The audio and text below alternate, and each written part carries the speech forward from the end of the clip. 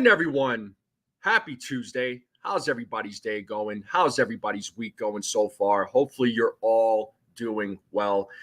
Make sure you all hit that like button, hit that subscribe button, share this channel out with everyone you know. We are on the road to 900 subscribers, folks. Love to get there by the end of the week. How's everybody doing today? I'll say what's up to the chat.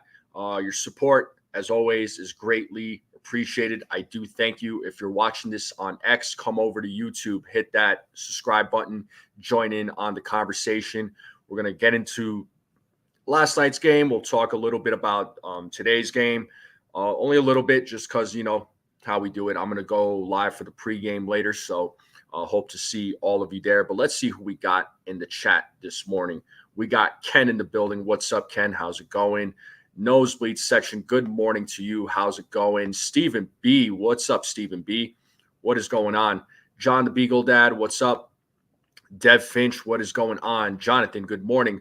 My boy Gusto is in the building. What up, Gusto? How's it going? We got Jared Williams in the building.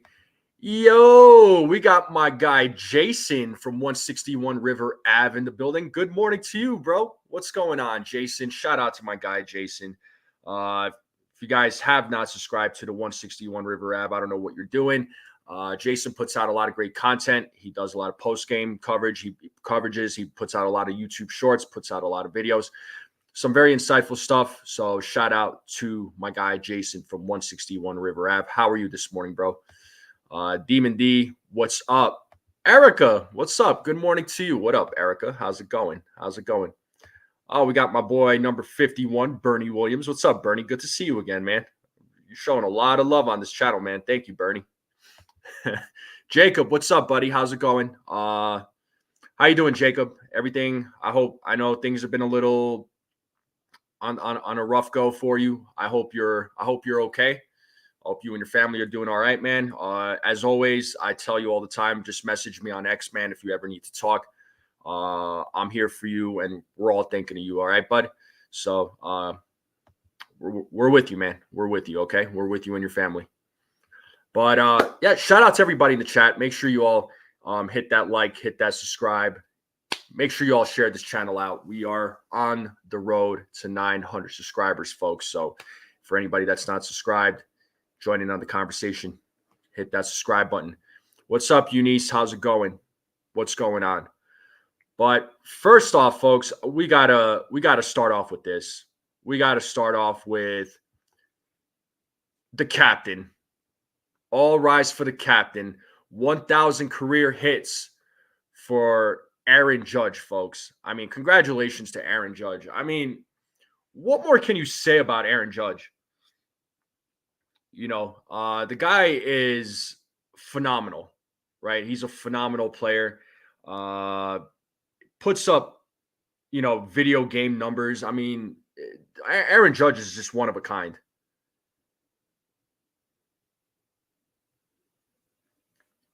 Aaron Judge is one of a kind. This guy is just on a different level. 1,000 career hits. You know, he's having a record. He's having quite the year. You know, 333 batting average right now, 1197 OPS. You know, he's got 51 home runs for the year. So he's just absolutely killing it right now. Absolutely killing it.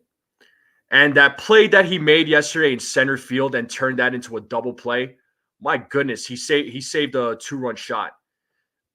Made that play, realized he could get a second out, threw it to I believe it was Gleyber Torres on the relay. Torres throws the Nationals runner out at second base or at first base. So just incredible, just an incredible athlete, incredible player. This is a one-of-a-kind athlete, folks. What do you all think about the 1,000 career hits? Let me know what you think. Let me know what you think about his play yesterday and that great defensive play in center field that he made. What do you all think about that? What's up, Hobby? How's it going? Oh, that was it's arguable, man. It could have been the best catch of the season. Jared was at the game yesterday. That's awesome, dude. Cool.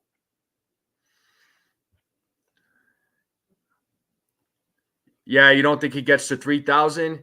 Yeah, I don't know, Egyptian Magician. You know, honestly, It's hard. It's hard to say. It's hard to say. I feel like if he didn't have all those injuries in the past, that he could that 3,000 would have been easier for him to attain. But I don't know that if that's I don't know if that's the case. I don't know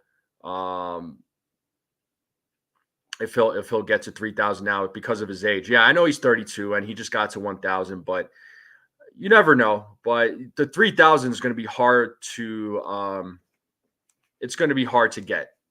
It will be hard to get. If he gets 3,000, I'd be impressed.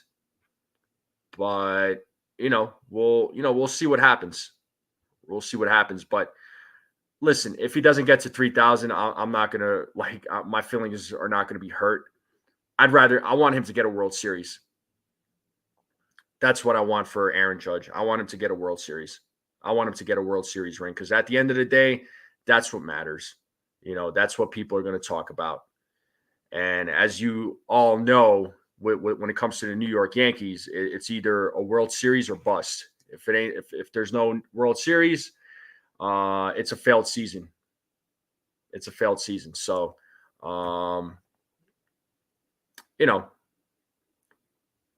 we'll see what happens, right? We'll see what happens as far as his career stats goes. But I want him to get his World Series ring. I think that's more important. All right. And I got a guest in the back gonna join me. You good to go? All right, I'll see you. Let's say what's up to Erica, folks. Good morning. Good morning, everybody. How is everyone doing? Good morning to you. What's going on, man? Not a whole lot. You look like you're in a happy mood, all smiling. I see you. Yeah, I just got back from walking my dog, so I had a couple minutes before I have to log on to work. But sure. yeah, the vibes are pretty good in here today. Yeah. No, the vibes are good. What do you think, Aaron Judge making that freaking amazing catch yesterday, turning it into a double play? And then when I saw that, I was like, what can't this guy do? I have like a dog camera in here. I should pull up my reaction to when he did it because I was just like laughing maniacally because I'm just like, he's so good. I don't understand what he can't do. I was just like, like he's so good. Oh, you gotta show. You know what I mean? You gotta send me the video. For him to be a Yankee and be one of the best players, if not the best player in the league, because a lot of people like to mention Ohtani in the same sentence, which completely understandable. But as far as this season, as far as offensive hitter goes, he is the man. Yeah, he's number one, and nobody can argue me with that. I'm sorry. Yeah, no. Listen, I don't take anything away from Ohtani. I don't take anything away from Bobby Witt Jr. Those guys got talent. Okay, like I'm not going to sit here and deny that they don't. They do. They're great. They're great athletes themselves. But this is Aaron Judge. Like he's just on a different level. Maybe we're being biased because it's the Yankees, but it's Aaron. Again, the league knows Aaron Judge. They all know who he is. They all know what he's capable of. So this isn't just your average Joe. Like this is Aaron Judge. You know what I mean? So, he turned. What could have been a 2-run shot, he turned into a double play. He got his 1,000th career hit, which was, that's still an amazing accomplishment. He could have had more if it wasn't for those freaking injuries he's had in the past. Just an all-around great player. And, Egyptian Magician brings up Alex Verdugo, who made that great defensive play yesterday and banged his knee on the wall. I thought he got hurt. I was like, oh, no. I was like, let's not. Yeah, that looked like a stinger. Just, it's happened, I'm sure, to all of us. Get hit hard enough on the knee, and it's just like the Peter Griffin in Family Guy. He's like, just kind of have to like breathe it out a little bit, walk it off. Verdugo, that was an awesome catch. I mean, he definitely saved the run on that one. He saved the potential. It could have been a triple if that play wasn't made. And Verdugo went 3 for 4 yesterday. He had 3 hits. I mean, his bat came alive yesterday. Some unexpected names, came through. Like Gleyber Torres came through yesterday. He had a solo shot. I got some stats about Gleyber because he's been on fire this month. I got to give Gleyber Torres some credit because he finally came alive after 4 or 5 months. But he's been on fire. Wells came through in the clutch. Jazz Chisholm came through. So some of these unexpected names that needed to come alive came alive. Anthony Volpe went 3 for 4 yesterday. So his bat was on fire yesterday. So I don't know. All around, it was just like it was good offense, good defense, good pitching. I mean, everything just clicked. And there was that situational hitting. So it's not you had a few home runs, but the Yankees also scored a couple of runs on some sac flies, which is, it's that situational hitting. What are your thoughts? Yeah. So one thing that just stood out to me yesterday was just how much everyone around Soto and Judge manufactured runs or hits. You want to see this going into September. And I understand that it's the Nationals. It's easy to just be like, oh, it's the Nationals. This is what you're supposed to be doing. But we haven't been doing it against a lot of teams that we're supposed to be doing it against. So maybe this builds confidence. Maybe this, helps them a little bit on getting out of their head. I know Verdugo he was 0 for 21. You could see he was wearing it. Anytime that he just rolled over one, he was just like, oh, God, you know what I mean? And then the whispering about Volpe and is he an MLB caliber guy? Should he get put down? Like, I'm sure he hears this stuff. They're humans. I'm sure they go on Instagram and look at comments. I'm sure they go on Twitter and look at comments. So it was really good to see those guys, especially having multiple hits. But yeah, it was funny because everyone was doing something except Soto was like 0 for 4. Judge, until his last at bat, didn't get a hit. He struck out a couple times. So I like to see DJ lift the ball. I'm still not going to advocate for DJ over Cabrera. It's just not going to happen. But it was 2 sac flies and 2 hard hit balls. So that was nice. So like you said, situational hitting. So and yeah, Gleyber. I know there's so much hate for Gleyber. We've been on the bandwagon of hate. We've been off of it. I've been trying to play devil's advocate. But you even said it. You're like, this is the Gleyber we wish we had all season. I was like, listen, it doesn't matter. The past is in the past. As long as this is the Gleyber we get moving forward, because he is such a pivotal part of this lineup being successful in the postseason. 100%. Nah, you hit the nail on the head. And what up, Ronnie? How's it going? Good morning to you. But it's just Gleyber Torres, right? So check this out. He's on a 21-game on-base streak, and that's been his best since 2019. In 2019, he had 22. All right. 961 OPS in the last 10 games as a leadoff hitter. So, he's been well. He's been playing well at the leadoff spot. That was something that the Yankees were struggling with all season was who's your leadoff guy. They tried Verdugo. They tried Volpe. They put Torres there in the beginning of the season, but he wasn't, or earlier in the season, but he wasn't doing too well.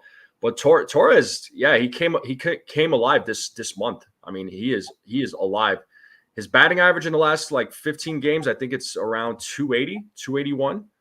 But his batting average has been on fire.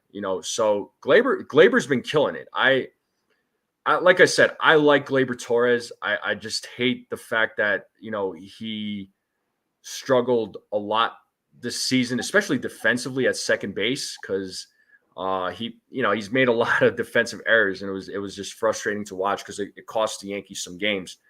But there's been games where he's shined, and this month he's been, I don't know, I can't say anything bad about him. I have no complaints about Gleyber and how he's looked this month. And you brought up DJ LeMahieu. Listen, I'm with you there about DJ or playing Cabrera over DJ, 100%. And real quick, I gotta say what's up to Hector. What up, Hector? How's it going? Miss seeing you around, man. Miss seeing you around. So Uptown Sports TV, folks. So a little bit of a change name or a change in the name. Hopefully things go well for you, man. Miss seeing you. Can't wait to see you again. Can't wait to see you guys start doing your shows, and says what up to you. So So, yeah. Yeah, for Gleyber, I'm looking at his in the last 30 games, he's batting 273 with a 353 on base percentage. 15 games, 298 with a 412 on base percentage, and last 7 games, 333 with a 455 on base percentage. So he's trending upwards. Yeah, which is nice. It could be it. I mean, listen, we've been saying it all season. We need a consistent lineup, and now it's starting to round out where 1 through 5 seem to be consistent when Stanton's in it. When Wells has the rest day, then 1 through 4 seems to be consistent. And I mean, I feel like that makes a difference. Even during Old Timers game, the Old Timers Day, one of the comments from, I believe it was Posada or Alex Rodriguez, I think. Actually, Alex Rodriguez. He's like, every time we went into the clubhouse, every day in and day out, Skip had the same lineup. And we knew where we were going to be. You know what I'm saying? Like, and that really made a difference. Like, he mentioned it on the field when Susan Wellman was asking him questions. And I don't know if that was like a slight, like, you know, a backhanded compliment. I don't know, like, you know, a slight, like a jab or something at Aaron Boone.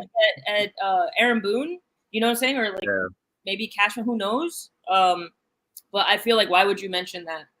You know what I'm saying? Like, why would that be something that came out of your mouth when you were asked a question that had nothing to pertain to that? He was just asked like, what brought success to that team? And he was like, every time we went in, Skip had the same lineup day in and day out. Like, he said that. So, yeah, go ahead. I'm just saying, maybe it's Gleyber's success is now a product of just keeping it consistent. He's been in the leadoff spot for how many games now? I mean, it's been what, a couple of weeks now, 3 weeks in a row. You know, I don't in a row. Yeah. Well, I mean, I guess at the time it you know, when you have a consistent lineup and real Hector, I'm so sorry, man. Sorry to hear that. So sorry for your loss, dude. I very sorry for your loss, man. Folks in the chat, make sure you guys send your prayers, your positive vibes, your best wishes to Hector and his family. I'm very sorry, Hector. I can absolutely relate to you on that. So if you need to hit me up, please do, man. Please do. I'm here. Okay. We're all here for you.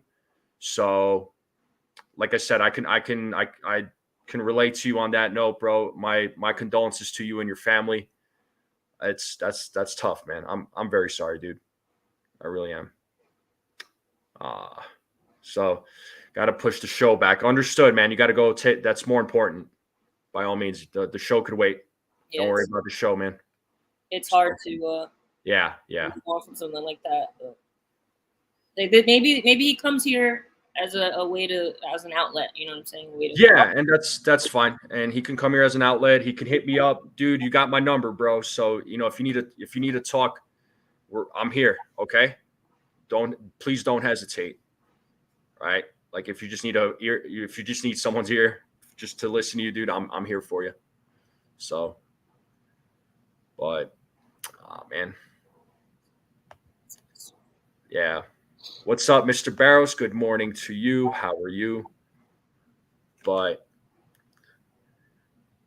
no, you have nothing to apologize, man. You don't apologize.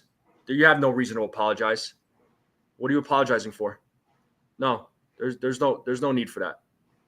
There's no need for that. We're here, bro. Like you talk about being there for each other, right? So I'm telling you the same thing. You're all good, bro. Don't worry about it. Sometimes you need that outlet, dude. There's nothing wrong with that. There's nothing wrong with that. So do your thing, man. But yeah, no, sorry, I kind of lost track. I didn't even know what we were talking about. Yeah. But real quick though, with the whole DJ Cabrera thing, you know, listen, I'm not advocating for a DJ to be playing every day, but you know, he went 1 for 2. He had a couple of sac flies, you know, scored a couple of runs. So, you know, it was good to see from DJ. DJ's been better, right? Again, I'm not advocating for him to be like in the playoff roster, and I know a lot of folks are talking about playing Ben Rice over him. But honestly, it's like, for me, the whole Ben Rice, DJ LeMahieu thing, pick whichever one you want. It's not like either one of them are really performing at the plate. Not really. I mean, as much as I like DJ, as much as I want Ben Rice to be playing, he's not. He's not great at the plate. Ben Rice, he hasn't been. I could pull up the numbers, but DJ's numbers are slightly better, but not by much. But he's at least he does contribute when he can. I mean, there's been a few times where he's came through in the clutch, but I'd still would put Cabrera over him for sure. And I think the inevitable is going to happen. I think Rizzo is going to get when he comes back. Ben Rice is going to get sent back down. I think that's probably going to happen. So. Yeah, I was just going to say that this is all going to fix itself if and when Rizzo comes back, because that he's got a spot on this on the active roster, and it kind of does away with this whole argument because DJ LeMahieu's not going to get as many games to play. Jazz Chisholm is your third baseman. Unless they're gonna, I can't see them sitting Jazz when there's a lefty pitcher. You know what I mean? Like to do the matchups, I just can't see it happening.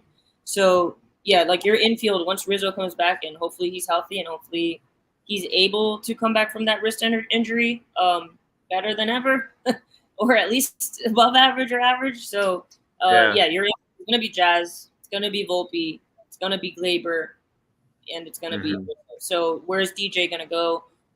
Ben Rice is definitely going to get sent back down, and then Cabrera will be your utility guy. So. Yeah, and let's not even forget that John Birdie, who's another one of your infielders, is going to be coming back. So it's going to be interesting how the Yankees what they do about that roster, all the moves that they're going to do. I'm sure you heard about Michael Tonkin getting DFA'd. Yeah, I was surprised when I looked at his numbers and I was like, oh, I was blinded. I thought he was doing better than he was.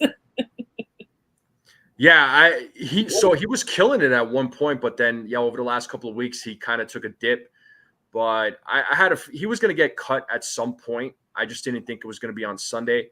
I know they got Bigford in there. I don't think he's necessarily a better option, but they're probably just have him in there temporarily. But that bullpen is going to look a lot different when these reinforcements come back. So it'll be interesting to see who gets cut, and who comes. I mean, who they're going to fill in for. Like I feel like when Schmidt or Hill comes back, one of those guys is coming back first. Hill should be his 10-day IL should be on the money apparently. So it sounds like he's rehab. He's feeling a lot better. So I feel like when he gets back, Will Warren gets sent back down. And Clark Schmidt, I mean, who knows whose place he's taking. I mean, they got a lot of pitching coming back, particularly with the bullpen. So we'll see what happens there. And Nosebleed's asking, does either Rizzo or Birdie coming back take up a call-up spot? Birdie's going to have to play himself back into this lineup, and Rizzo obviously just gets slotted in automatically. Just because who are you going to put Birdie over? DJ immediately? DJ's not going to really have much reps anyway, or Cabrera. I don't like Cabrera's already not getting enough reps. I don't know. That's what I'm saying. Gets pulled up unless barring some sort of. I don't know. We'll see. Unless he kills it in triple. I don't know. I have no idea. But I know Birdie guys in September, right? I'm sorry. Say it again. They get to call up 2 guys in September. Yeah, September 1st. I think they get to call up some guys, and there's a lot of conversation about Jason Dominguez, and I don't know who else they would call up. I'd be curious to see who they call up, because they expand the roster to 28, so they can have 28 guys. I just don't know who those guys are going to be, who they're going to call up. Is it Dominguez? Is it going to be one of their infielders? I mean, who's it going to be? Yeah, I don't know. It's going to be interesting because before yesterday's game, you say Jason Dominguez is an obvious call-up because Verdugo needs to be just have some time off, right? And then if Verdugo gets hot at the right time, how are you going to have Jason Dominguez called up? Okay, so that exactly. So, like Verdugo showed why. I mean, this is what I've been saying to folks in here, right? And I don't know if you we're thinking the same thing, but I was saying I know Verdugo's bat has not been great, but his defense you can't replace that defense in left field. The Yankees haven't had that in a long time. I mean, look who they had in the left field in the previous years. It wasn't great. I mean, those were not attractive names, and they couldn't play left field to save their lives.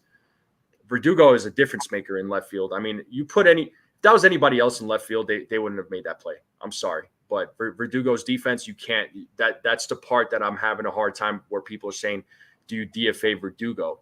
Now, there's the other argument that they say, if you bring up Dominguez, you could move on from Trent Grisham because he'd be the other name that you could potentially cut. But Grisham in his own way contributes. Maybe he's not the greatest at the plate, but he's got a good glove out there. So I don't know. I'm glad I don't have to be the one to make that decision. It sucks that whoever is going to get cut. I mean, Aaron, Boone has to break the news to him. I know Boone wasn't really too thrilled about breaking the news to Tonkin because, you hate it that's the tough thing about being a manager is having to tell a player like, hey, you're no longer on the team. So I'm sorry. I don't know. I don't know what I don't know what they're going to do. I have no idea. Like, I wish I knew, but I have no idea. What up, Cold Italian Pizza? How you doing?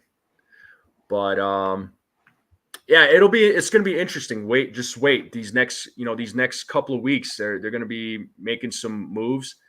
And yeah, Ken, I agree with you. Grisham is a superior defender on a cheap contract. He isn't. Yeah, I agree with you on that. There was just some fans that were suggesting that, but it's just how do you move on from a guy like Grisham? I mean, that's just not possible. So yeah, I don't know. Any thoughts or ideas, or are you just like? I'm just processing it. Yeah. No, I was all in on getting rid of Grisham at the beginning of the season. He wasn't playing at all, and Jason Dominguez was around. But yeah, at this point, you can't really get rid of anybody. Rob Saxon, 14 spots for fielders. Number 9, Verdugo, 10, DJ, Cabrera, 11, Christian, 12, Birdie, 13, 14, Rizzo, 15, Dominguez. So, I mean, obviously, Rice and Dominguez are the odd mans out because Rice has proven that he can't really hit up here right now.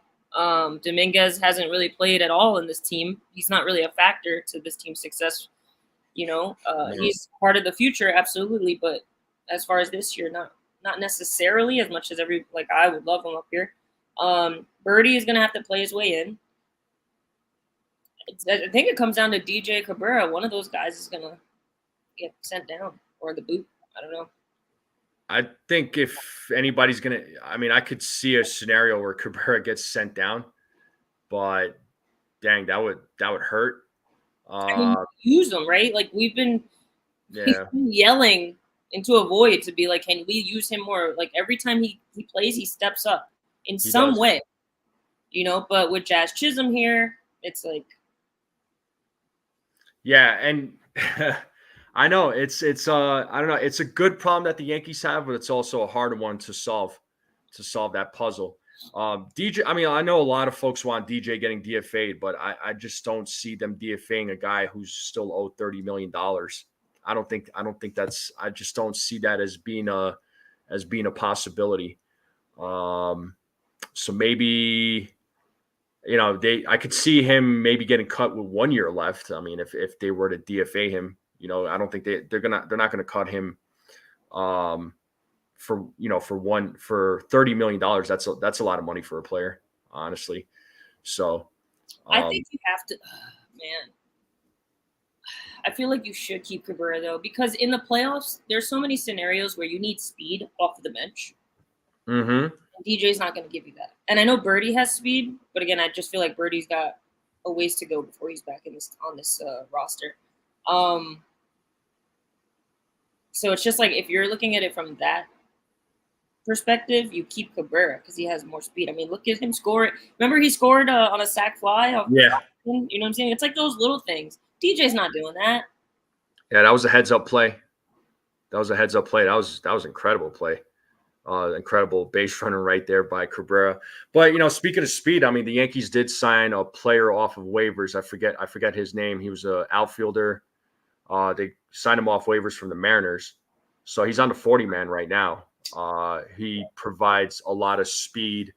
I have to look back at the name. I think, Jason, if you're in the chat, what was that guy's name again? I know we talked about him. Duke Ellis. Amongst us. Thank you, Duke Ellis. That's who they signed. So that was one guy who the Yankees signed, and he's apparently he steals a lot of bases, has a lot of speed. Thank you, Jason. Yeah, Duke Ellis. Thank you for that. So Duke Ellis. So that was the guy that they signed off waivers. I don't know. Oh, bless you. I don't know if the Yankees. She got the sneeze attacks. Yeah, it's all good. But we'll see if the Yankees utilize him, Duke Ellis, at all. I don't know how they would utilize him, but that was a pickup. That was somebody that they signed off of waivers from the Mariners. So he's another guy that does provide some speed. And what's up, Jack? Yeah, Nosebleed says allergic to the conversation. Maybe some names are giving her some allergic reactions. Dude averages 50 steals a year. That's incredible. And 6 years of control left. That even better. Wow. Okay. Thanks for that. Thanks for the info there. So, yeah, no doubt. He has a lot of years of control left, which is nice. And if this guy can steal bases, I mean, even better, Yeah. So, but gotta, hopefully, we'll see how the Yankees utilize him. But real quick, we got to talk about Nestor Cortez. I mean, that was his performance yesterday. Yeah. It's a little over 6 innings, gave up 4 hits, only gave up the 1 run, 2 walks, 5 strikeouts. I mean, another solid start by Nestor. Nestor's been coming into his own lately. I feel like he figured out his mechanics, his pitching. His pitches are on the money. He's looked good. He's looked good in his last few starts. What are you thinking about? What do you think about Nestor? I think it really throws a wrench into what I thought was originally going to happen, where Nestor was going to be the guy that goes to the pen. I don't know if that's the case right now. I don't know if Heel's going to be the guy out of the pen. I don't know if Schmidt's going to be the guy out of the long arm at the pen, because you don't need a 5-man rotation in the playoffs. You don't. It's going to be. I mean, the Yankees have done it with 3. There's teams that do it with 3, 4. So right now, Nestor has played his way into this rotation. It looks like it would be Cole, Nestor. I mean, yeah. What would you like if you're Boone and you have to set a rotation and it's only 3 guys? Let's just hypothetically. Mm-hmm. Is it Cole, Nestor, Rodon? You going 2 lefties?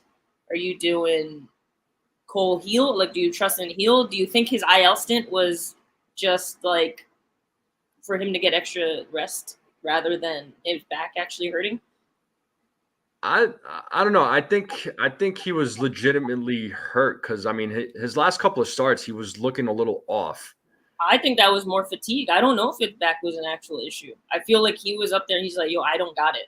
Like the way he was pitching that day that he got pulled out of the game, mm-hmm. It looked like it was more just he was frustrated because he just didn't have it. And they were just, I think it was more a fatigue thing. And they're masking it as a back issue. Because for you to come back 10 days later, I don't know, back issues seem to linger more than 10 days. It depends on the severity of the back too. I mean, there's also that factor too. Because granted, I'm not a baseball player, but I've had back issues. Like I've had a sore back or strained my back, and kind of depends. I mean, sometimes it could take up to a week, sometimes 2 weeks. It just depends on the severity of it, of a back injury.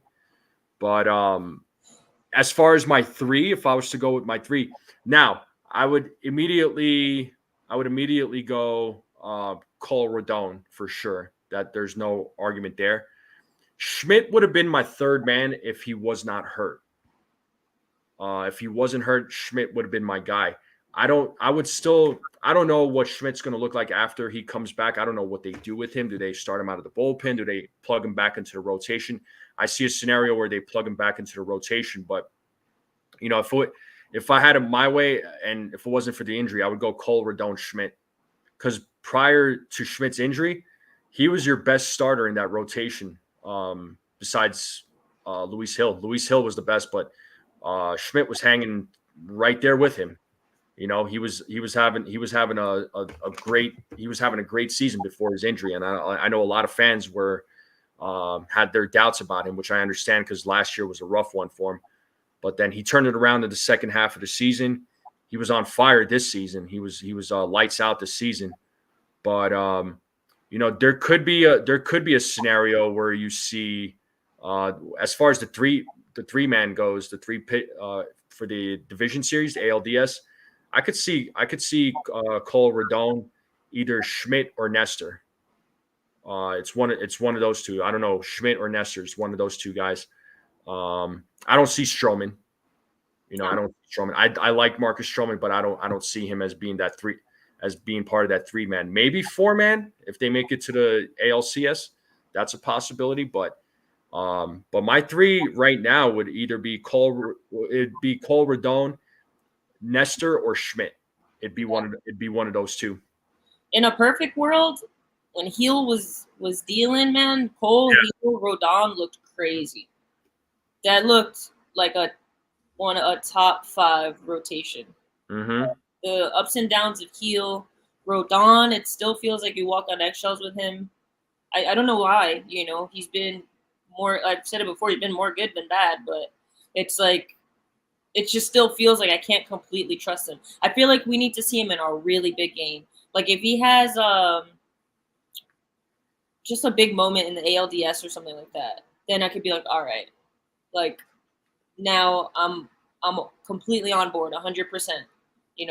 But Rodon for me just feels, I don't know, like I'm worried. I get worried when he pitches sometimes. Oh, Rodon, yeah. He's looked better though. I mean, he's looked a lot better in his starts too. I mean, it seems like he's getting a little more comfortable. I mean, I know there's always that one game where he, the opposing team hits off of him and he just doesn't look like himself and he gets, extremely frustrated. We've seen that side of Rodon before, but I don't know. But I just feel like inevitably, I think he makes that starting rotation. If you're going with 3, I think he makes it because he's your number 2 guy. Yeah, I'm not saying he doesn't make it. Oh, okay. I'm just saying like my confidence at the beginning of the season with a Cole, Heel, Rodon versus like right now, I'm like, oh, I don't know. It still gets me nervous. But either way, like if this is Rodon, if this is who he is, then yeah, absolutely. I mean, Cole, him, and I don't know if Schmidt's gonna be able to be our third guy, being so with such a short stint between like rehabbing now and October. Like it's really, he's only gonna have 2 or 3 starts in the majors. Yeah, he's not going to have like a lot of time just because, he's coming back in September. How many starts does he actually have? I mean, maybe a couple, maybe 3. Again, depending on the date that he's coming back. I mean, there's not a lot of games left when you think about it. I mean, there's, about 30 games left in the season. So, I don't know. It'll be interesting to see how he plays into the rotation, assuming he's going to get plugged into the rotation. I feel like inevitably, I think that's what's going to happen. And I know I'm seeing some of the comments on here. People are saying that they could see Luis Hill in the bullpen and perhaps maybe into like a closer role. And I know a lot of people have been advocating that. I don't know if that happens. I don't know. And yeah, Ken, I know for the if they win the division, it goes to a 4-man rotation, the ALCS, which makes it easier if they make it to the ALCS. Hopefully, they make it to the ALCS. Heal out of the bullpen is like ideal. Mm-hmm. He'd be the only guy that has that overpowering fastball, like swing and miss fastball, Mm-hmm. and then the nasty breaking pitches. But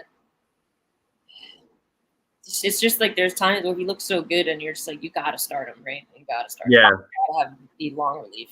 I don't know. They've got options. I know there's still 30 days. A lot can happen.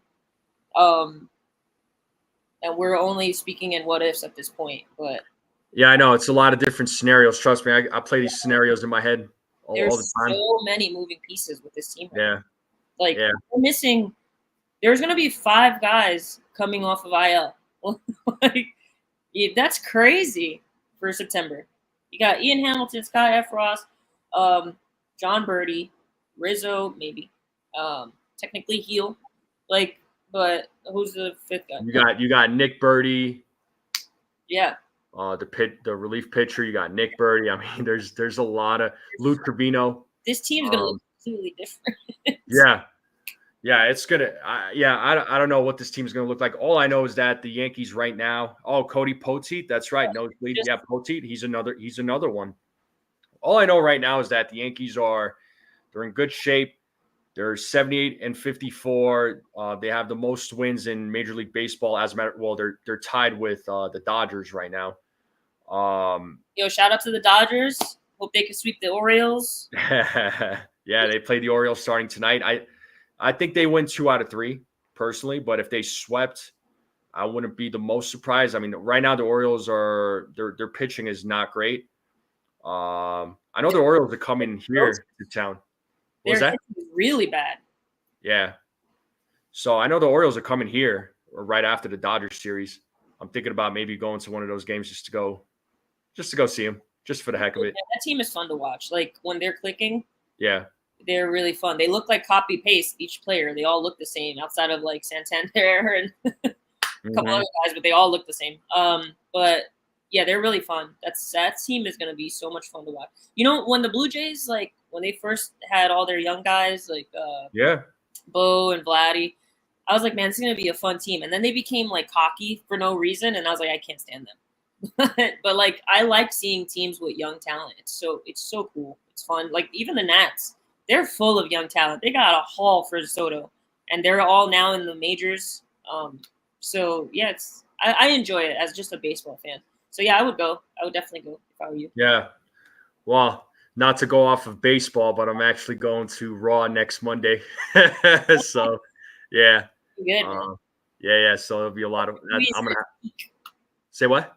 WWE right now is in its peak. It's like yeah. So I'm really looking forward to that. I'm going with a couple of folks I know. So yeah, it'll be a fun time. It's been a while since I've been to a wrestling event. It's been like 5 years. Yeah. But looking forward to it. No, y'all have fun. 3 hours of wrestling though is a bit much, but yeah. That's why it's a rare one for me. Yeah, like 2 hours I think is enough. But 3 yeah, I agree. Yeah, Ken, hopefully they do win their next 3 games and then they'll be over 600 as far as their winning percentage goes. I mean, that would be awesome. Which, speaking of winning, so the Yankees won 5-2 yesterday, right? When they score 4 or more runs this season, their record as of yesterday was 69-18, and their starters, if they go pitch 6 or more innings, this season they're 39-11. So good numbers, right? When they score 4 more runs, they usually win, and they're leading the league in home runs, and they're the only team right now with 200 plus home runs. They have 206 home runs for the season so far, which is I don't know, that's just crazy to me. I mean, Judge has 51 of them. So. Yeah, Judge has 51. I'm like, that makes it easy to lead the pack. yeah, absolutely. Jazz Chisholm Jr. so far has 7 home runs as a New York Yankee. The rest of the third basemen have 9. Yeah. Like he strikes out a lot, but he does. Yeah, those strikeouts need to come down. Yeah, he strikes out. It's like a perfect match for the Yankees. Yeah, 58 and 30 with Stanton in the lineup, 20 and 23 without him. Well, I mean, it goes to show, everybody wants to DFA Mr. Giancarlo Stanton, but he's a difference maker in this lineup. And so many fans are ready to move on from him, and it's just like, oh, you never saw the comments in the offseason? Oh my God! Oh, I'm sure. I mean, come on. It's like DFA him. I was like, yeah, because they're really gonna DFA a guy who's owed $98 million because that makes perfect sense. Just bench him and bring up Dominguez. I'm like, yeah, that's not exactly a smart choice. Stanton is a threat in this lineup. I mean, granted, yesterday he went 0 for 5, so it wasn't his greatest performance. Yes. You make one mistake to him, and he can just hit it freaking 450 feet. He's insane. Like, that home run to dead center on Sunday was ridiculous. That he was able to. I couldn't believe that went out. I was like, are you serious? Was it that game? Or the one where actually it might have not been Sunday. Sundays was like down the pipe. He just destroyed it to dead center. There was a game where he like muscled it out. It was off the plate and it still went out. I was like, this is crazy. That might have been last Thursday, I think. I don't know. But he's batting .280 in the last 7 games. I mean, that's what you want behind either Austin Wells or Aaron Judge, depending on where he's playing in the lineup or hitting in the lineup that day. By the way, I only have a couple minutes. I have to go back to work. But Austin Wells. Yeah. Austin Wells. I love Austin Wells. Oh, this is pure. No, I'm an Austin Wells fan. Austin Wells, huge fan. Yeah. Yeah, you saw what he did. I mean, he threw that guy out at second. After that, he goes up to bat, hits a home run. I mean, yeah, Austin Wells did his thing yesterday. I mean, I always say he's our catcher. So I am an Austin Wells fan for sure. And Tyrell Jones says, I love Wells and hate Trevino. I don't hate Trevino. I still like the guy, but Wells is the guy. Wells is the guy. Yeah, I don't hate Trevino. But when he's in the lineup, I'm like, man. But yeah, I Trevino. Listen, I think he had a good. I mean, a couple of years ago he was great, but I mean, again, I don't hate the guy, but I'd rather see Wells play. That's all there's to it. But I was honestly surprised when Wells was even in the lineup yesterday because it was a lefty starter, which it's all lefty starters for the in this series against Washington because Patrick Corbin's pitching today, and he's a lefty. Tomorrow's starter, he's a lefty. So Cole on the mound today. I wouldn't be surprised if you see Trevino, honestly. Yeah. Actually, I didn't look at. Is there a 1:00 game at all this series? I don't believe so. I believe all the games are all evening games. They're all that 6:40 game. What's Patrick Corbin been doing? You remember when we all wanted him? Well, I wanted him at the right price, and yeah, I could tell you what he's doing. He's not great, but I'll pull up his. I mean, right now, just looking at his record and his ERA, he's 3-12 with a 5.73 ERA. So not great. What a that is. No, listen, Corbin has been horrible. He's been terrible, but I wanted him at the time, but I just I didn't want him at the price that he was asking for. I forget what his contract was, but I was like, well, I'm great. I'm glad that the Yankees didn't sign him. And I mean, I'm looking at some of his stats here. So he's 3-12 this season so far. Last season he was 10-15. You go back to 2022, he was 6-19. 2021, he was 9-16.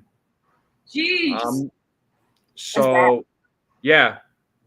He had that one good year in 2019. He was 14-7.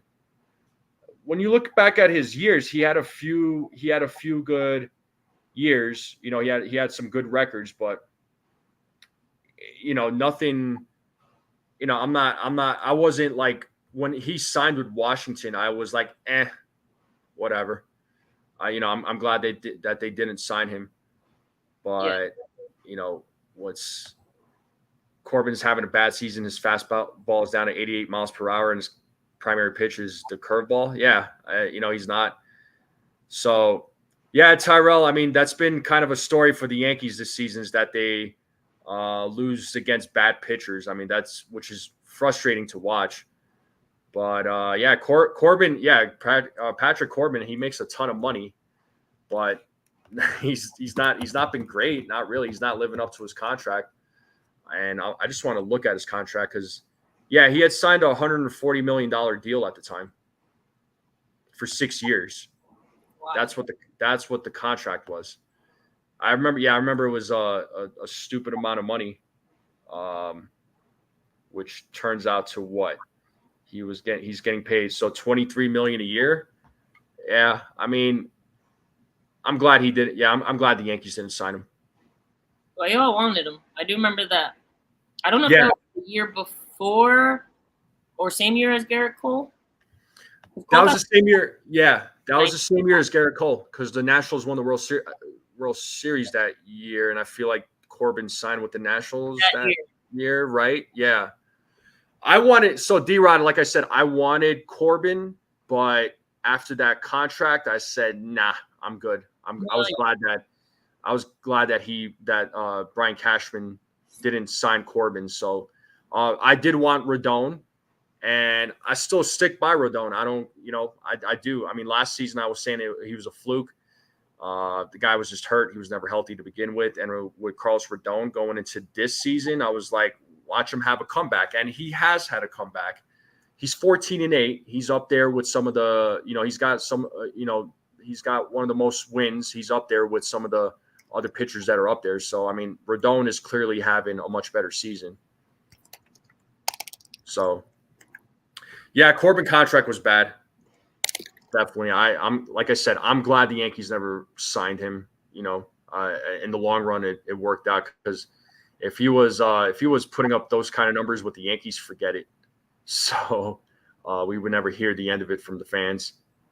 Yeah, Rodon is in second in wins, tied with Chris Sale and Seth Lugo, and obviously first is Skubal. First is Skubal, right? Yeah, but Rodon also has a ridiculous ERA. That's just because he hit that skid where he couldn't get people out. Yeah. What's his ERA right now? 4.16. Yeah, the ERA needs to come down for sure. It's slowly but surely coming down. Hopefully, it can continue going down. But he's 14-8 though. I mean, he's up there with Skubal. He's up there with Chris Sale, Seth Lugo. So, yeah, no, that's a good accomplishment. He's having a good year. He's having a better year, clearly. I mean, yeah, he's had a few rough patches this season, but everybody in that starting rotation has. So, but hopefully tonight we see more of the same with the Yankees. Good hitting, good pitching, good defense.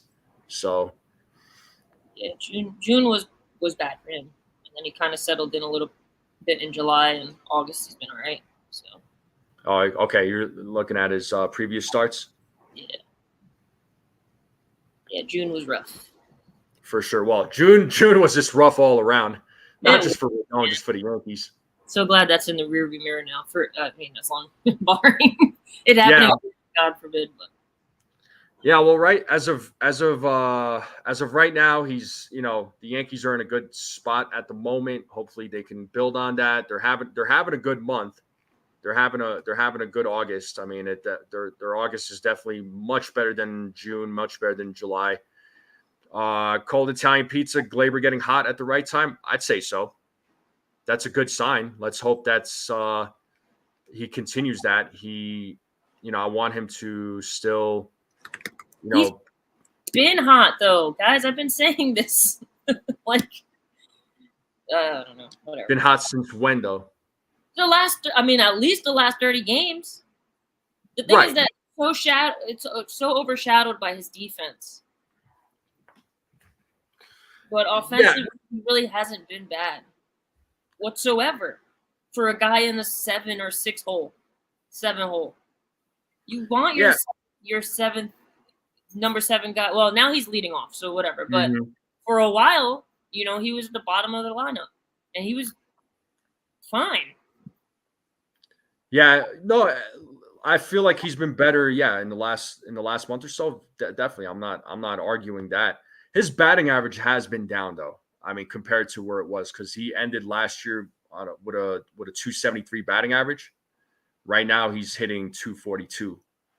So I mean, his bat's been, it's more alive now than where it was before. I'll say that. Like you brought up the stats earlier. I mean, he's been hitting a lot better at the plate. So, and his defense has been good so far. I don't want to put any bad vibes out there, but his defense has been a lot better. And he's on a 21 game base streak. So clearly his bat has been a lot better. His OPS has been good during that 21 game on base streak. So maybe he gets another hit tonight and ties his career high of 22, which he had 5 years ago. I just think I'm the first to say that I was surprised that he was still on this team at the trade deadline. But I think that he gets a lot of crap for his offense when this entire team offensively outside of Soto and Judge was just not good. You know what I mean? And if anything, he's been one of the more consistent guys. Yeah, June was horrible for everybody. He batted, I think, 218 in June. But since then, July was like 250. That's serviceable, for a guy that's batting 7th. Line up, and then now he's batting at, what did I say before? He was like batting 288 or something like that. 288 or something, yeah, 298. I think you said in the last 7 or 15 games. August he's batting 296. He's almost batting 300. I'll take that all day. You know what I mean? So it's just I get it. The defense. I even squirm every time there's a big moment and it goes to second, because he overthinks everything. He's really in his head defensively in a big moment. But offensively, he's been serviceable. He had a bad start, but he's really rounded out, and he's not batting 270 or 260 what we expected. But if he keeps at this rate, he'll bat 270 in the playoffs. Everybody will be happy. I'll take that all day from Gleyber. I mean, I'll tell you what, I'll take that from Gleyber all day. But you think that game where he got benched by Boone lit a fire under him? I don't know what game, when that was. I don't know what date was that. I can tell you, and then I could tell you if. I'd have to look back, but it was that it was when he didn't hustle, I think, out of the batter's box, I want to say. No, I remember when they benched him. I'm just saying, I remember at what point, how long ago that has been now, since that moment. Because he was benched, 2 games in a row, right? I think, no, he was just benched for that one game because he was in the lineup the next day. Yeah, I don't remember what day that was. Oh, I think Merck So Saucy said it was against the Mets. I think he's right. I think he was with the Mets. I think it was against the Mets, should I say. Listen, if it did, then kudos to Boone, because finally showed some that he can hold his players accountable, and it paid off. Yeah, actually, D-Rod is confirming that too. So it was against the Mets. So it was a little over a month ago. Yeah. So yeah, since then it must have lit a fire under him, with Gleyber. So you like to see it. Do you think Gleyber gets a qualifying offer? I mean, I'm sure they'll offer. Yeah, I'm sure they'll offer it to him. But I don't think he's going to take it. I think he'll get more money somewhere else. Someone's going to pay him. Yeah, I just don't, I don't know the Yankees. I don't know if the Yankees offer him a QO, honestly. I don't know if they give any of the guys, if they give Gleyber a QO or Verdugo for that matter. But isn't there an incentive for them to offer? They get I think they get a couple of draft picks. If they, you don't think they're gonna just to offer it? I don't think Torres is gonna take it. I think he's gonna go somewhere else because I do believe that another team is gonna pay him a lot of money. Yeah, I do. Yeah, because with Torres, I think he's gonna get paid between 20 to 25 million a year. A team will probably. And his qualifier is what, 16? 19? Nah, 19. It's 19. Yeah, the QO would give Gleyber a $19 million contract. The 25 somewhere else. It's not going to be the Yankees, and yeah, he'll end up taking that. But the Yankees will at least get the draft picks out of it. I don't know. Yeah. I did. So another reason why, like I'm saying, Yankees move on from Torres, and a lot of fans feel this way, is because they got some guys in their minor league system, which I know some folks are going to say, well, the Yankees don't play their prospects, even though we've seen a few of them this season and last season. So it'd be smart for them to get these young guys to play, because it'll be a lot cheaper for the Yankees, especially if they're going to try and sign Juan Soto this offseason. And I feel like there's going to be some sort of competition at second base, because you have Vivas, Caleb Durbin. You'll probably see Peraza. Yeah, Jazz Chisholm, although I could see the Yankees sticking with Jazz Chisholm at third. Yeah, like if he pans out there, that'd be great, because it really fixes a glaring hole that the Yankees have had for many years. Yeah, I'm not concerned with third base as much as I am first base. First base is the big question mark for me.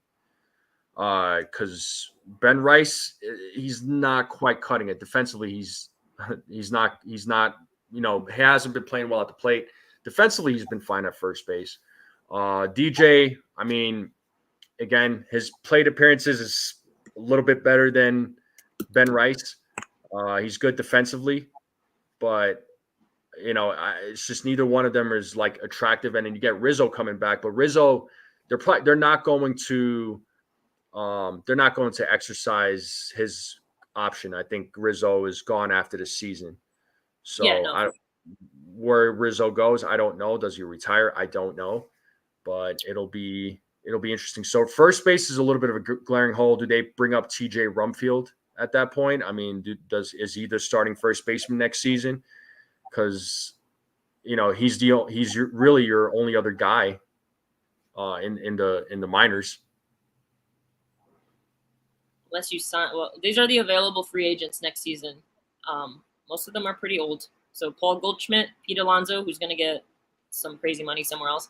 Rizzo, obviously. Rhys Hoskins, Josh Bell, Christian Walker, Wilmer Flores, Carlos Santana, Joey Gallo, and Rowdy Tellez. So those are your options if you want to go sign a guy. Yeah. Well, I think out of those names, I mean, not that I would, but I mean, Josh Bell, that wouldn't be bad. I don't think he would. I don't know that he would cost a lot of money. Yeah, just somebody to sit. I don't. Yeah. Oh, Spencer Jones can play first. That's true. Yeah, Spencer Jones can play first, but he's a better outfielder. You want him in the outfield, but he can play first for sure. Walker wouldn't be so bad. Walker's he's good, yeah. But we'll see what happens. All right, Jared, thanks for stopping in, dude. We'll talk to you later. Yeah, I gotta head out too. I've been procrastinating work really badly, and now my manager. You could procrastinate some more. I love having you on here. Huh? I said you could procrastinate some more. I love having you on here. No, so the worst part is I told my manager that I do this because my manager is a huge Yankee fan, and I'm almost certain he subscribed. So I'm hoping he doesn't open YouTube on his phone, and he's like, "Yo, are we supposed to be working right now?" Like, my bad, dude. Well, if you want to jump on for the pregame later, you know where to reach me. I might be at the gym at that point, but I'll let you know. Oh, it's at 5:30 or 5? 5. Yeah, because it's a 6:40. Yeah. Yeah, I'll probably be at the gym, but we'll see if I don't know if I have to go to. Get your workout in, get in shape, get strong. Yeah, it's deadlift day, so I got a PR. All right. 5 maybe. That's what's up. Yeah. So. All right. Well, yeah. Nosebleed said it's multitasking. It's hard to multitask because all my focus goes on talking about the Yankees and less about my emails. So. Yeah. Nah, go do what you need to do. If you need to go handle work, go handle work. Do what you got to do. All right, guys. Well, thank you for having me. If I see you guys later, then we'll talk later. If not, let's go Yankees. Yeah. Well, Erica, as always, it's always a pleasure having you on here. I love having you on here. You got your own baseball mind. You got some great ideas when it comes to the Yankees. You give your solid takes. So I love having you on here. You're always welcome. You know that. And thanks for always coming on. Thanks for always supporting. Thank you. All right. Bye, guys. Peace. Shout out to Erica, folks. And we are, having Erica on here is amazing. So shout out to Erica. Make sure you all give her some love every time she comes in. I do appreciate that. I know she appreciates it. And we're a little over an hour into the live stream, folks. So shout out to all of you for sticking it out, sticking around. I'm loving the comments. You all are giving some solid takes, some great comments. So shout out to all of you. Make sure you all are hitting that like button if you haven't yet. Hit that subscribe button. Share this channel out with everyone you know. I greatly appreciate it. Again, we are on the road to 900 subscribers. So I would love to get there by the end of this week, because September 1st is on Sunday, folks. So I'd love to get to that 900 by then. If there's anybody that's out there that is watching this for the first time, make sure you all hit that subscribe button and join in on the conversation. And I always appreciate everybody's support. Your support does mean the world to me. So, and I do thank you.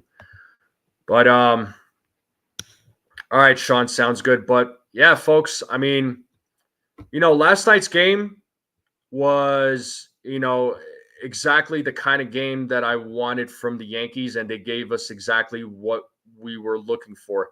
Situational hitting, good pitching, great defensive plays. The Yankees did everything they can to win that game, and they won. It was a needed win. It was a good. I like when they go play at a different stadium, open up the series, and get that win in a series opener, which is it's always nice, because hopefully they can win tonight, and then they can guarantee the series win. Hopefully they don't lose tonight. I know, obviously Garrett Cole's on the mound. I would hate for them to lose tonight and to try and win the series tomorrow in yet another rubber game, and which, we're all used to the Yankees playing these rubber games, and they do pretty well. But we'll see what happens. Tonight's game will be a good one. Hopefully Cole, I know, will be able to hold his own. Hopefully the Yankees can take advantage of Patrick Corbin, who has a 3-12 record and his ERA being in the high fives. So, we'll see what happens. Yeah, I know some folks are not big fans of Leiter. He gave up a run yesterday, but it's not like he completely crapped the bed.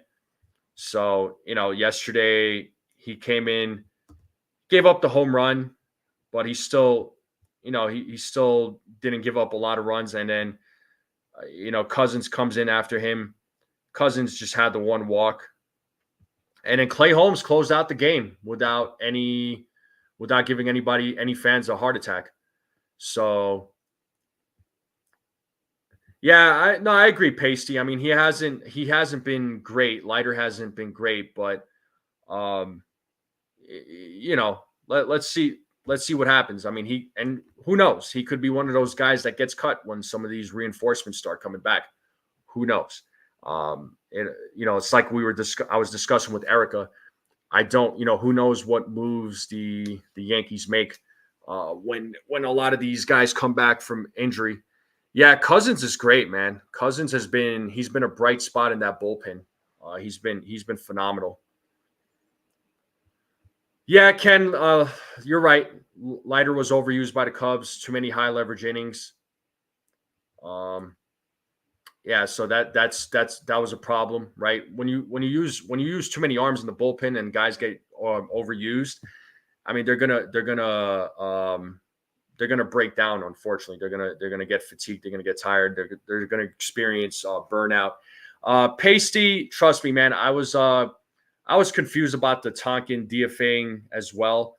I think at some point, I think he was gonna get DFA'd at some point. I just didn't think it was gonna happen on Sunday. I didn't expect Bickford to take over that spot, but Tonkin, look, he was good, right? He did a lot of good things for the bullpen, but as of late, he has been choking it up a little bit. He hasn't really been that solid in the last couple of weeks, and I'm just trying to see some numbers here. So yeah, if you look at the last 7 games, he has a 6.57 ERA. If you look at the last 15 games, his ERA was at 6. So ERA has been a little bit high for Tonkin. So I think if he didn't get cut Sunday, he was going to get cut one way or another. It was just, he just happened to get cut on Sunday. But expect there to be more moves, though. I mean, this isn't going to be the only move. There's going to be more moves, especially when September comes around. Just wait and see what happens. We'll see if there's any other moves that the Yankees make this week. Obviously, they added Duke Ellis to the roster. They signed him off waivers. Yeah, Bickford, a 14.4 ERA. I don't know why they did that. That could just be a temporary move for all we know.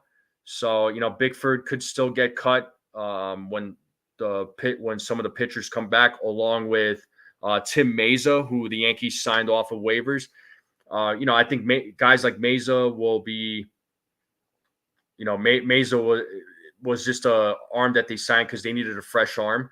Because the Yankees bullpen, they've been used a lot, so they needed a fresh arm. So I think that might have been the reason why they signed guys like Tonkin or Meza, sorry. And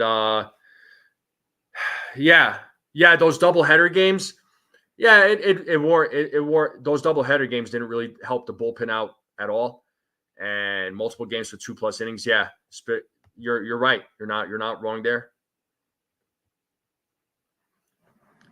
Tyrell, Dominguez, I think, will be a contributor. I'm not going to call him a savior, right? That's not taking anything away from Dominguez. I think Dominguez has a ton of potential. I think, he'll be a big contributor to this team, but we need to see him. I want to see him play at the major league level, of course, and for a full season or two. And I think we're going to see that next year. As far as a full season goes, he'll have a full season next year. I think he is your starting left fielder come next season. Verdugo will probably be playing for a different team. Who that team is, I don't know. This right now, the Yankees are in a very interesting situation. So there's no telling what this team is going to look like, next season. But we're not going to worry about next season right now. We're going to worry about what's happening this season. The Yankees do not have a first baseman, a left fielder, or a legit long man out the pen. I mean, first base is a little bit of a concern, Patrick. I mean, left field, are we talking? I mean, Verdugo has been fine in left field. He's been great defensively for the Yankees this season, for the most part. His bat, I mean, it's been coming around. I mean, the guy did go 3 for 4 yesterday. So, I mean, that was probably his best performance in a while. Yeah, this is true, D-Rod. That extra innings game against the Phillies, I mean, yeah, he pitched 2 innings with no runs. He did really well in that game against the Phillies.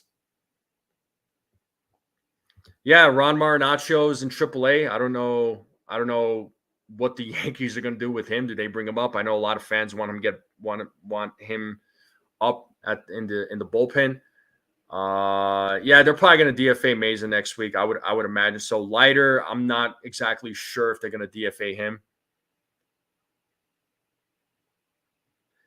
Yeah. Thank you, analytics. Exactly. Yeah, nobody knows what Dominguez has to offer. He has 9 major league games under his belt. He faced his first tier 1 starter versus Schoolboy and got eaten. I mean, if you're this is where the argument comes in. It's people are going to say, well, it's one game and it was against Schoolboy, and then people say, well, he's been killing it. Ever since he went back down to AAA, he got sent back down. He's been hitting well, but yeah, 9 major league games is not really enough. I would say that he can be a contributor to this team. I'm not going to necessarily call him a savior. I'm not going to say that, but I think he could be a contributor. There's a lot of high hopes for Dominguez. There are a lot of folks that are betting on him. There are a lot of folks that are betting on him, and there seems to be a lot of pressure on Dominguez. I hope he does.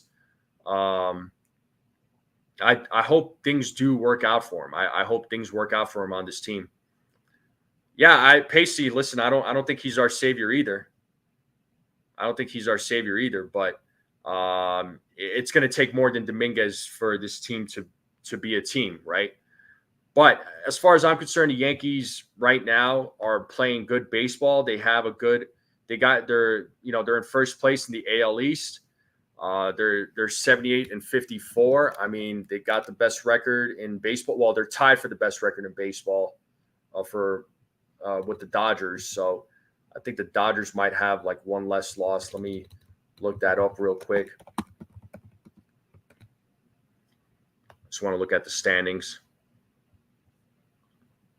Yeah, so the Dodgers have one less loss. So the Yankees and Dodgers have the same number of wins.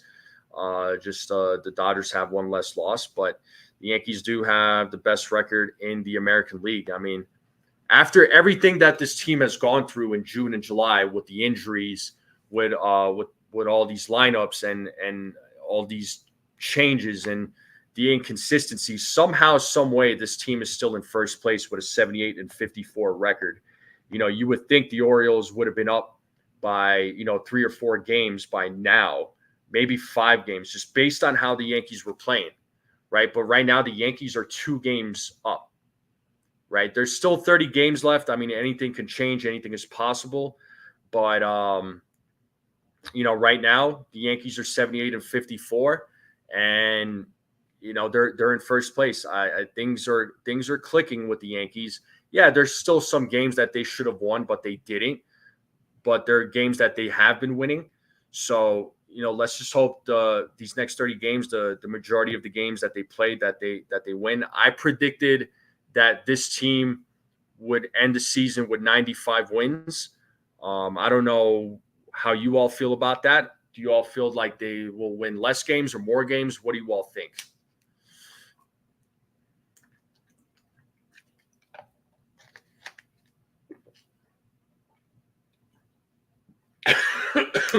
Excuse me.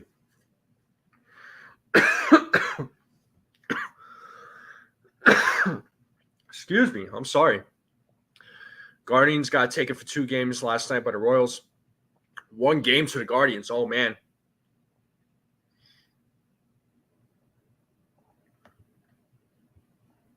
That's huge. That's huge. The Royals were, in the offseason, I was saying that the Royals were the team to watch out for because they made some good additions to that team. And I still say watch out for them. You don't know what they're going to do. Did I hear about the Yankees trying to get Buehler from the Dodgers? I seen it on Google, unless it's just bull. I mean, it could just be speculation there, Mr. Barros. Like trying to get Buehler like this past offseason or this upcoming season or this upcoming offseason, the Yankees are going to try and pursue him. It could just be somebody putting out a suggestion or a prediction. JB Baseball, I'm a Yankees fan. I thought Soto was a good addition, not a great one. Why do you feel that way? Well, how come you don't think it's a great one? I'm just curious to hear your take on that. The West Coast will determine. Yeah, for sure. That West Coast is Yeah, that West Coast trip is going to be, that'll be a test because it's the Mariners and the Oakland A's. So, you know.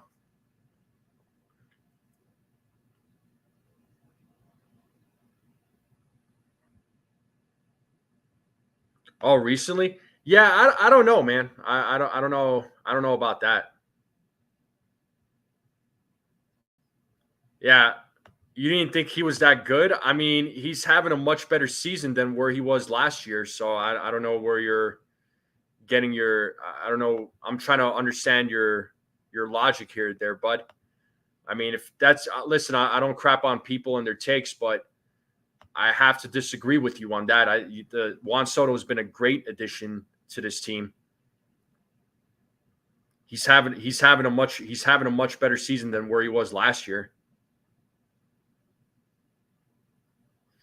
Yeah, let's just say if the Yankees were interested in Walker Buehler, I have no interest. I have no interest in the Yankees going after him.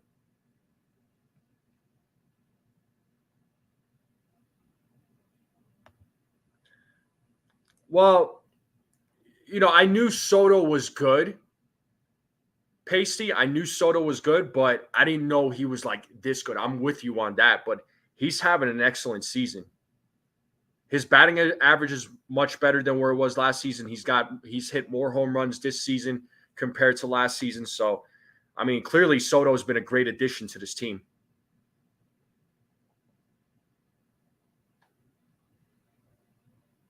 Yeah, Soto has been a great addition to this team. The guy is everything advertised. I'll be the first one to admit this to all of you. I remember, a lot of folks were talking about trading for Juan Soto. The Yankees should trade for Juan Soto. I know Derek Jeter even said the same thing. The Yankees should trade for Juan Soto. What I was worried about was how much you were going to give up for Juan Soto. What that was going to look like. But what they gave up for Juan Soto, my feelings are not hurt. My feelings were not hurt. I thought they were going to have to give up like way more than some other names besides the names that they gave up. I thought it was going to be some different names. But Juan Soto was worth it. The only person I miss out of that trade was Michael King. But when you're talking about a guy like Juan Soto, you got to go after him. You got to go after him. It's Juan Soto. I thought they were going to give up some other names besides the names that they gave up. I didn't expect those names to get traded, but those names were worth giving up for Juan Soto. And we did get him for nothing, exactly.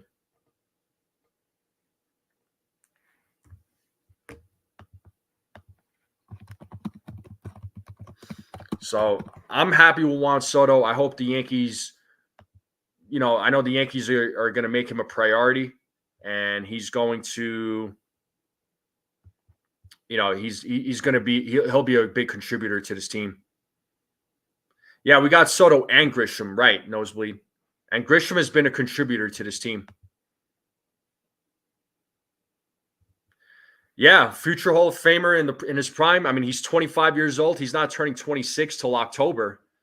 Till October 25th or 26th is when his birthday is. Yeah, that's when he's turning 26. I mean, he is at the right age. You gotta, yeah, Yankees have to sign him.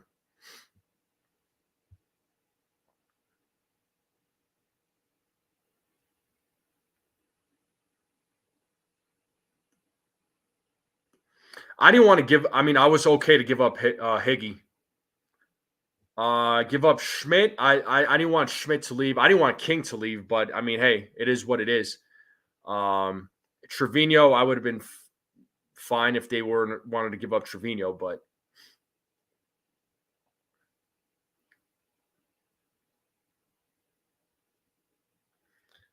yeah, Soto has incredible plate discipline. Moderate power hitter, yeah. Yeah, and there's been a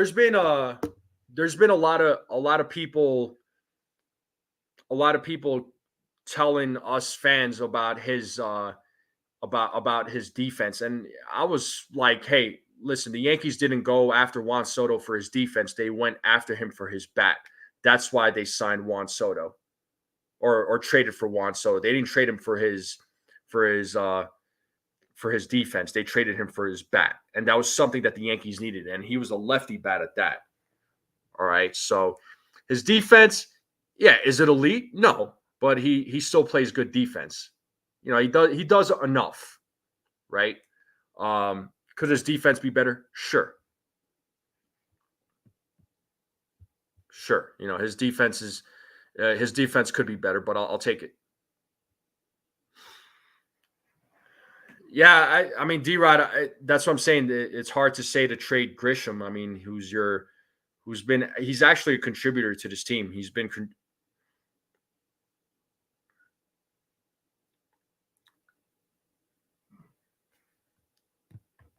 Oh, Wells is better, JB. There's no question about it that Wells is better than Trevino.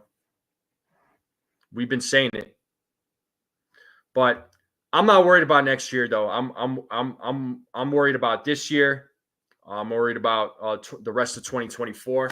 Like I said, the Yankees are 78-54, best record in the American League. Despite everything that they went through in June and July, they're still in first place. They're 2 games ahead of the Orioles. All right. Hopefully they can win tonight's game. I'll be back for the pregame tonight, folks. But I am going to end it here. So I do appreciate every single one of you popping in this morning, appreciate the comments and the conversations that we're having. It is greatly appreciated. You guys and gals are the best. Shout out to Erica for hopping on with me. She always has some solid takes. So I do appreciate that. But you all have been great. I am going to close it out here. Yeah, I know everybody on the team contributes, man. I get it. But I understand that. There needs to just be more consistency. I liked what I saw yesterday. Hopefully we see more of the same today. Mr. Barrows says 95-67. Yeah, my prediction for the Yankees was 95 wins. My prediction is 95 wins. That's what I predicted in the offseason. I'm still sticking with it. So we'll see how the rest of the season plays out, but they got to worry about tonight's game first. But, folks, thank you all for tuning in. Thank you all for coming on. Make sure you all hit that like button, hit that subscribe button, share this channel out with everyone you know. We are on the road to 900 subscribers, folks. We'd love to get there by the end of the week. Thank you all for coming on. Enjoy the rest of your day. Make the best of it. I will see you all later for the pre-games. Hope to see you all there. We'll talk about the lineup. We'll talk predictions. You know how we do it on the pre-game show. Until then, have a good day. We'll see you later, and let's go Yankees.